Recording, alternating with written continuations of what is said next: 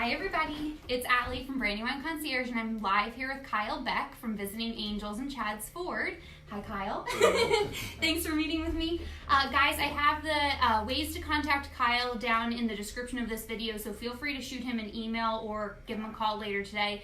If you're tuning in live and you have questions, feel free to pop them up and we'll answer them while we're here, and if not, feel free to reach out to Kyle and he's happy to answer them as well. So Kyle, let's just jump right down. Can you talk to me a little bit about what you guys do here and how you help with seniors and their families? Yeah, so we're a non-medical home care agency.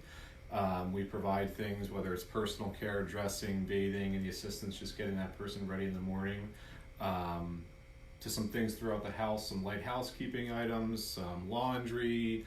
I think I said that meal preparation is before. We like to say we bring the experiences to the home so we can keep that person in their home as long as possible, as safely as possible, and most importantly, as independently as possible too, because you know that's a big factor in For sure. what people are looking for too. Awesome.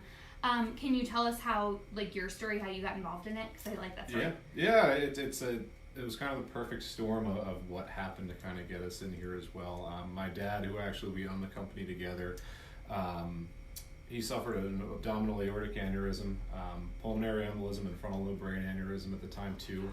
He spent some time in the University of Pennsylvania hospital system. They were great over there. It was kind of the need for the home care for him to be able to need it as well. And just for a very short rehab time, we just kind of saw the need. All the caregivers were on their phones. He didn't feel safe. He didn't like the matching process. That was kind of one of the reasons too that we saw the need was there, and he saw how uncomfortable he felt through the whole thing. Oh yeah, for sure. Kind of simultaneous at the same time, my grandfather was experiencing end-stage dementia. He was all the way up in Delaware, Ohio, right outside of Columbus, Ohio. We found out that he was being verbally abused. He had all of his wedding silver stolen. He was financially abused by a caregiver who came in, wasn't providing the care, was kind of negligent on that. And my dad, after he had all this thing, it was kind of, he wanted to be able to go back and help people out. And it was just, he owned a company for over 30 years. And he was kind of ready for the next thing after he gave up his other enterprise. And this just kind of fit him perfectly. And at the time, I was working just alongside Merck Pharmaceuticals. Oh, yeah. And my goal, since I've been in fifth grade, so my fifth grade yearbook was to be able to work with my dad one day. That's cool.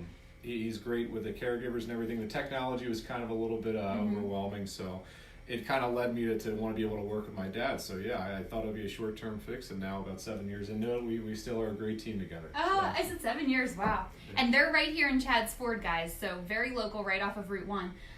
So something that I think is really, really important, and maybe you can break this down for the audience that's watching or watching later, can you kind of go through like the different types of scenarios when somebody says that they want to bring in care into the home? Like, what do the options look like, and why do you recommend an agency?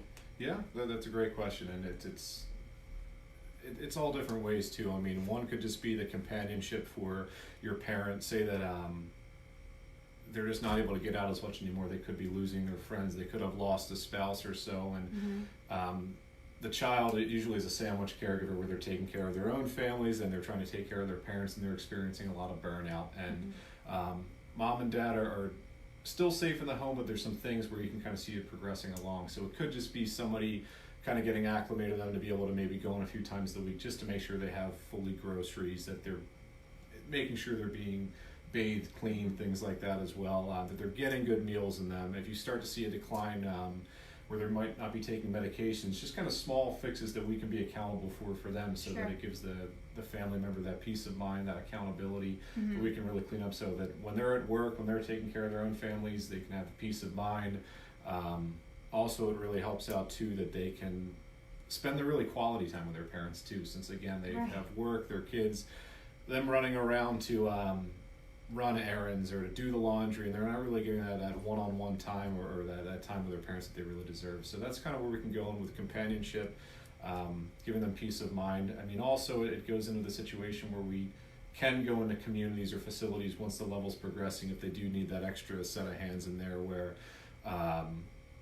helping that person out with the bathing, dressing in the morning, all their activities of daily living, just to make sure that they're safe, happy, and healthy, as we always say it too. Sure. All the way up to even just assisting alongside hospice care, where it could be somebody who's progressing towards end of life, 24-hour-a-day bed-bound care where it's not safe for the spouse to be doing that care on their own. They're trained certified nursing assistants, they're trained caregivers in order to safely transfer that person, to help do a bed bath to that person, to help them just even kind of get in the shower or so. Sure. I mean, I like to say that we progress with the care as we go along. We've had individuals who have us just come in for a little bit of companionship, just to go out, run some errands with them, to make meals for them, to do their laundry, all the way up to more just, okay, they feel comfortable with that caregiver. I mean, we really kind of base our relationships on establishing just that really common ground where they feel really comfortable with who that they are. Yeah, and then, so then it's part of the family. Yeah, because everyone's usually hesitant at first to accept it, then they do, and it's you know what, I kind of like having Kathy, and let's have her in for, instead of twice a week, let's go to 4 times a week. Then it's I really feel comfortable with this person. Then they can help me out with some things of just the safety is the main concern, dressing, bathing, and then of course it's we want to guide them through that, if we're just bridging to the next level or if we're just going to help them through the end of the life. I mean, my goal is to keep them as safe in the home, as independently and as happy as possible. Right, awesome. So what's sort of like either a misconception about what you guys do, or maybe like a challenge that you have when you're talking to potential clients? Yeah, I think the biggest one really is that the person's kind of losing their independence. It's just statistically proven that once somebody does have that assistance in there, that they do live a better quality of life, they do live longer. The burnout factor is really not there as well. It's, we like to say we work with the person, not for the person. Right. Oh, so cool. that it's they're really just not losing anything. I mean, we do it with honor, dignity, and respect, and just because you need a little bit of a help, it doesn't mean that your quality of life's changing at all. I mean, if somebody needs 6 to 9 hours a week, so there's 168 hours in the week. It's a very, very small percentage, we always like to say, and we just want to come in, just keep them living in their home with honor, dignity, and respect. Cool, I love that. Honor, dignity, and respect. So what's something that you're excited about in the industry or with what you guys are doing? Yeah, every day's a fun challenge, I guess you could say, because as you know, especially that things can change by the second.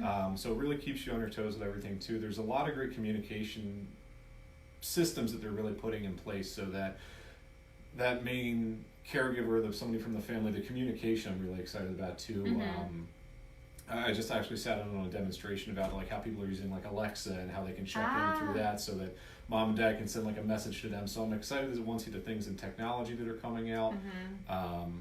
Just the ways for the personal care too. I mean, the new types of therapy they're coming out with, even the new studies on just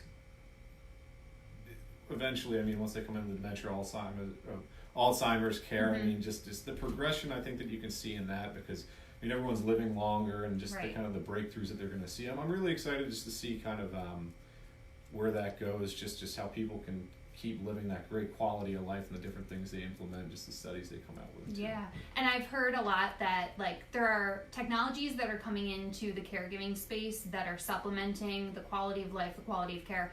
They never take the place of the actual caregiver, and I think that's why it's so great that you guys are here. You have the rich history, and what you're doing is personalized, because regardless of what technologies come in, they still are going to need that human touch, right? So, yeah, absolutely. Yeah. So what advice would you give a family that's sort of considering the options or nervous about bringing in somebody in the home? What would you say to them? I think my best thing is just to start early. It's never too early just to ask the questions. I mean, any agency, if it's not even myself, it's anybody in the area or your area, they're happy to have the conversation. I mean, it's a lot of the individuals in this field, especially, I mean, they're there with a purpose, and it's they want to make sure that they can give you that network. And what I really like about this is, even if it's not the type of care that we're looking for, we have a resource of different professionals in the area that we're happy to kind of pass somebody along to and say, you know what, this might not be appropriate, but make the never too early to start something, even if you kind of do it just as minimal as possible. Just the comfortability factor, there's a lot less stress on the family getting it into place. You have that established relationship, so it's not really kind of also new once it begins. Yeah. I mean, and I would have your questions ready too, and really ask a lot of questions. There are no, I guess you could say, just dumb questions that you could call them. I mean, everything's out there. It's your most kind of it's your loved one, so that it's Right. nothing's off guard. You got to just be Yep. find somebody who's very open, transparent about their agency, about how they provide the care as well. Make sure they have a good story behind it. Their why. Yeah, exactly. Sure. Awesome. Well, I really, really appreciate it. How, if people want to reach you, what's the best way to get a hold of you? They can call us at our office at 484-770-8479. You can always send me an email at kabeck@visitingangels.com. Or you can go on visitingangels.com/chadsford and look us up there, or you can just look on, if you're not in our area, visitingangels.com, and then there's a zip code locator as well, so you can put nice. in. And there's a huge network. We're a franchise of many across the world. So Awesome. Even if I can just help point you in the right direction, I'm happy to do that. Oh, that's awesome. Guys, again, Kyle's here from Visiting Angels. If you have any questions for him that you didn't ask during the live, feel free to reach out to him the ways he just mentioned. And if this video is helpful for you, it's probably helpful for somebody else, and feel free to share it with that person. All right, have a great day. Thanks again, Kyle. Yeah, thank you.